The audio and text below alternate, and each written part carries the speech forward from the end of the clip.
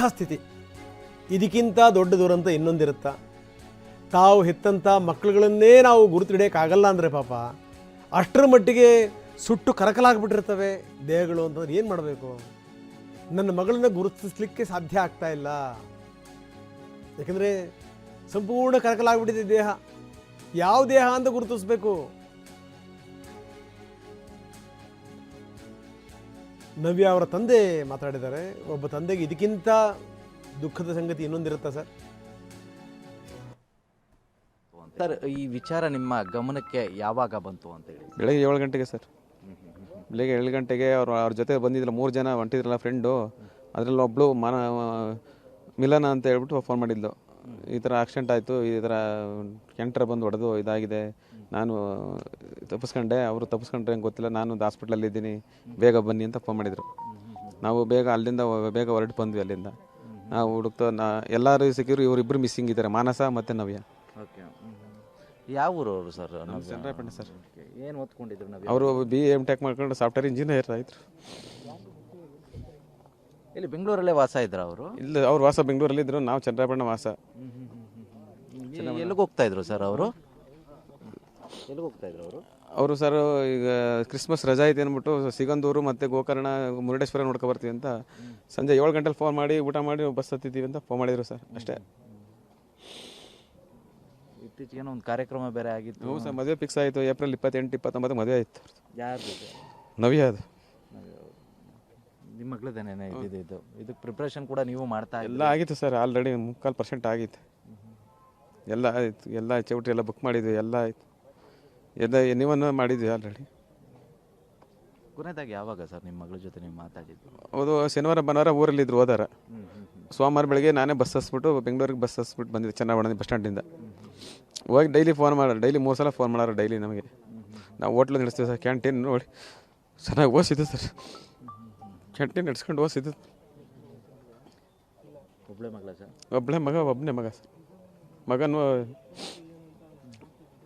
ಆಡಿಟರನು CA ಮಾಡ್ಕೊಂಡವನು. Next ಏನು ಮಾಡಬೇಕು ಅಂತಿದ್ರಿ sir ಮಗಳು ಎಜುಕೇಷನ್? ಅವರದ್ದು BA MTech ಮಾಡ್ಕೊಂಡು ಸಾಫ್ಟ್ವೇರ್ ಕೆಲಸ ಮಾಡ್ತಿದ್ರು ಸರ್, ಇಂಜಿನಿಯರ್ ಮಾಡ್ತಾಯಿದ್ರು.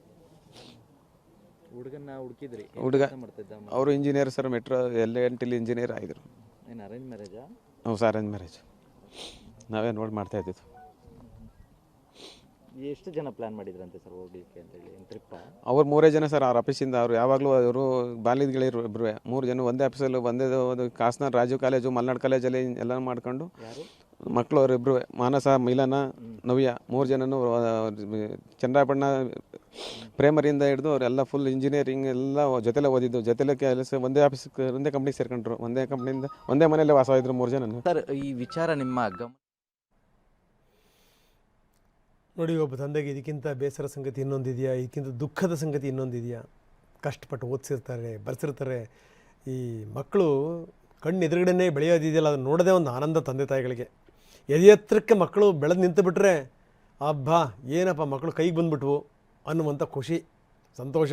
ಅದರಲ್ಲೂ ಒಳ್ಳೆ ಓದನ್ನು ಓದಿ ಏನಾದರೂ ಕೆಲಸ ಮಾಡ್ತವೆ ಅಂತ ಅಂದ್ಬಿಟ್ರು ಬಿಡಿ. ಯಾಕಂದರೆ ಕ್ಯಾಂಟೀನ್ ಇಟ್ಕೊಂಡಿರೋ ಅಂಥ ವ್ಯಕ್ತಿ ಈತ. ಆದರೆ ಮಕ್ಕಳನ್ನು ಸಾಕಿರೋ ರೀತಿ ನೋಡಿ. ಒಬ್ಬರು CA, ಈ ಹುಡುಗಿ ನವ್ಯ ಇಂಜಿನಿಯರ್. ಗೋವಿಂದ ಕಾರಜೋಳ ಮಾತಾಡಿದ್ದಾರೆ, ಅಲ್ಲಿನ MP ಏನಂತಾರೆ ಬನ್ನಿ ನೋಡೋಣ.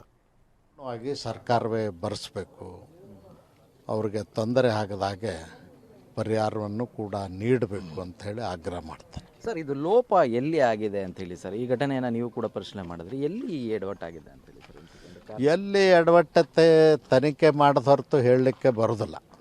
ನಾವು ಸುಮ್ಮನೆ ಹೇಳ್ತೀವಿ. ಇದು ನೈಟ್ AC ಬಸ್ಸು, ಎಲ್ಲರೂ ಮಲ್ಕೊಂಡಿದ್ದರು.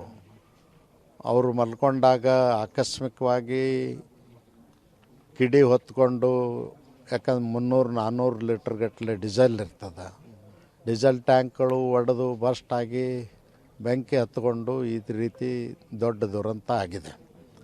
ಇದು ಯಾಕಾಯಿತು ಅನ್ನೋದ್ರ ಬಗ್ಗೆ ತನಿಖೆಯಿಂದ ಮಾತ್ರ ಹೇಳಲಿಕ್ಕೆ ಸಾಧ್ಯದ. ಯಾಕಂದರೆ ಯಾವುದೂ ಹೇಳಲಿಕ್ಕೆ ನಮ್ಮ ಹತ್ರ ಸಾಕ್ಷ್ಯಾಧಾರಗಳಿಲ್ಲ. ಮತ್ತು ನಮ್ಮ ಅಧಿಕಾರಿಗಳು ಬೆಳಗ್ಗೆನೇ 2:45 ಗೊತ್ತಾದ ಮೇಲೆ ನಮ್ಮ ಪೊಲೀಸ್ ಅಧಿಕಾರಿಗಳು, ಆಸ್ಪತ್ರೆ ವೈದ್ಯರು, ಅದು ಅಲ್ಲದೇ ನಮ್ಮ IGP ದಾವಣಗೆರೆಯವರು ರವಿಕಾಂತೇಗೌಡರು ಕೂಡ ಇಲ್ಲೇ ಬಂದು ನಿಂತು ಉಸ್ತುವಾರಿಯನ್ನು ಮಾಡಿದ್ದಾರೆ.